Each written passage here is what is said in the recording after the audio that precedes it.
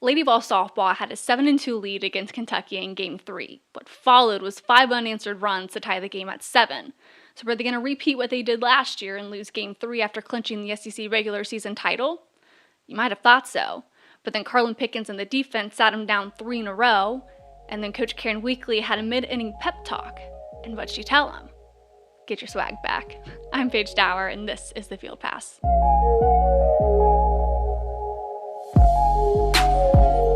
The Lady Vols pounced on the Cats early with a solo home run by Kiki Malloy and then an RBI to make it 2-0. Then in the next inning, Kentucky responded with 2 runs of their own to make it tied 2-2.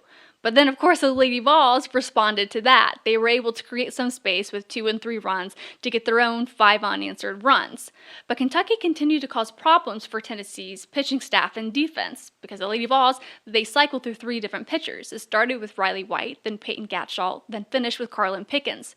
She lasted 3.1 innings, and in the last inning that she pitched, Pickens and the defense sat him down 3 in a row. It was 2 ground outs and a line out to get Tennessee back in the batter's box.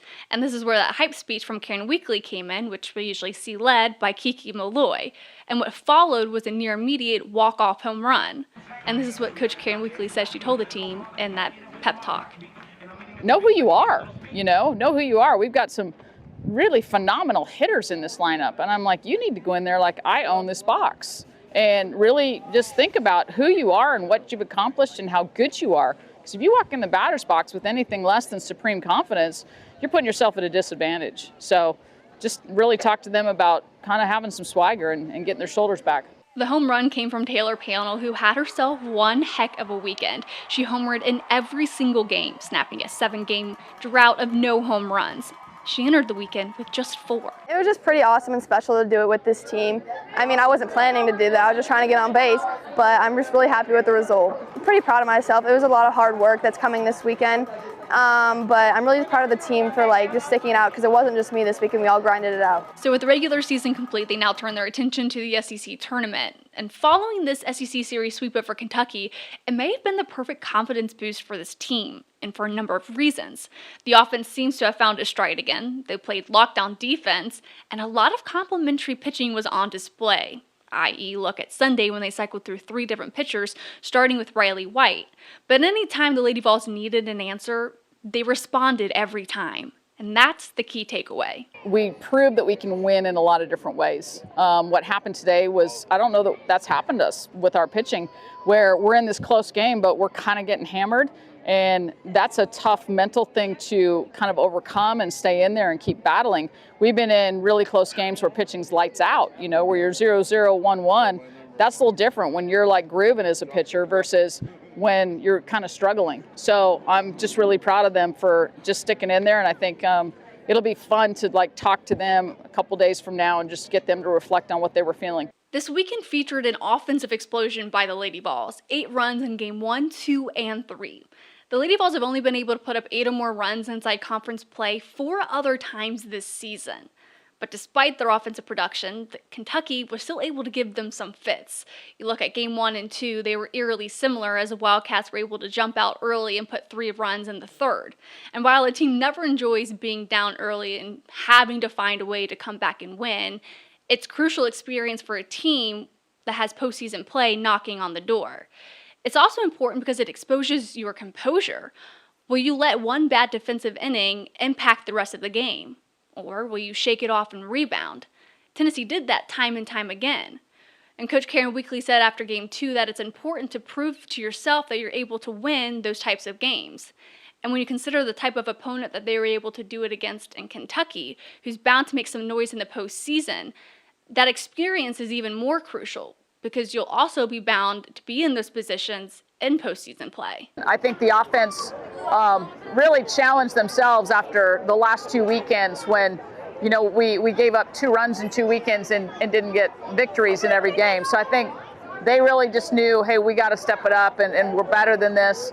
So I'm just so proud of them. I mean, you can tell a team what you need, what they need to do, but they're the ones that have to rise up and make it happen. And they did a lot of really good things this week just to put themselves in this position. And for seniors like Kiki Malloy, who came to Rocky Top as the Lady Vols were trying to re-cement itself as a top program in college softball, to now winning the SEC regular season title outright in back-to-back seasons, and making it to Oklahoma City for the Women's College World Series a year ago for the first time since 2015, she says she's still in shock. The first 3 years was kind of crazy with getting out in regionals and ending regionals early, like on your own home field.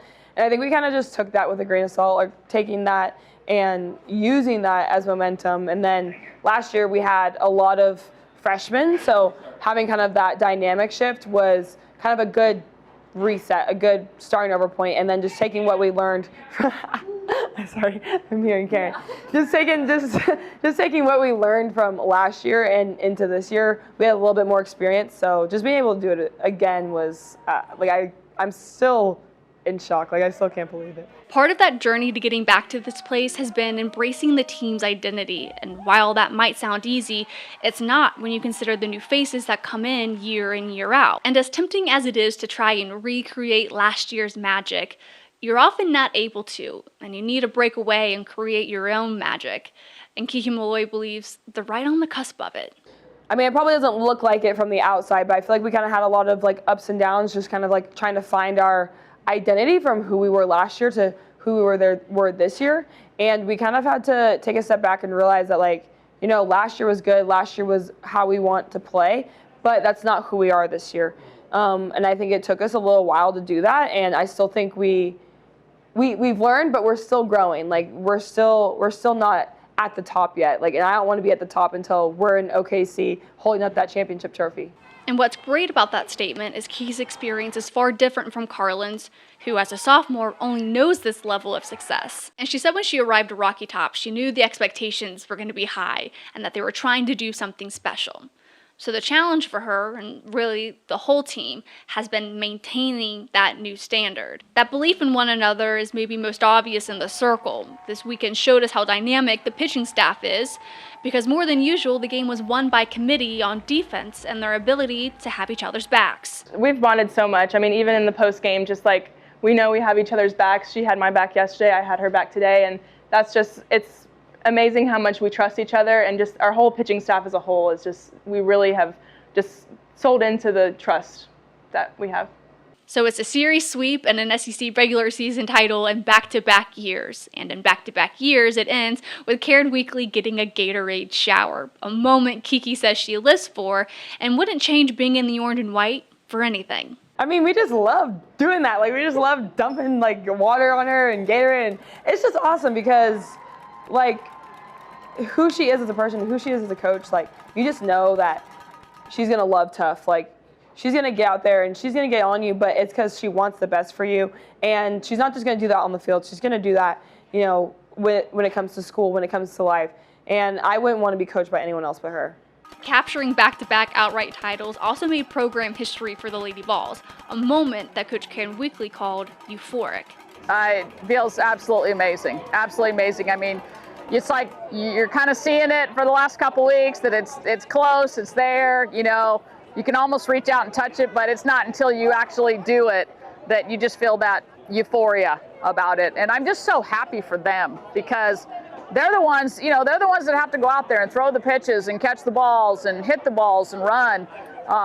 It's agonizing as a coach that you can't do those things, but they're the ones that ultimately have to do it. And they're the ones who figured out, you know, to find a way to get this done. And I'm just overjoyed for them. And if you want to see the sweetest moment of the series, and I mean sweetest moment of the series, and I apologize if you're not watching this on YouTube, because it is the sweetest moment of the series, and it came in Game 2 in the post-game press conference with Coach Karen Weekly. Take a look. We knew was on us, kind of that target on our back. And I literally love that moment, and if you subscribe to the channel, you'll never miss out on seeing those cute moments. But that's the show. Thank you so much for watching. Next week we'll have an SEC tournament preview.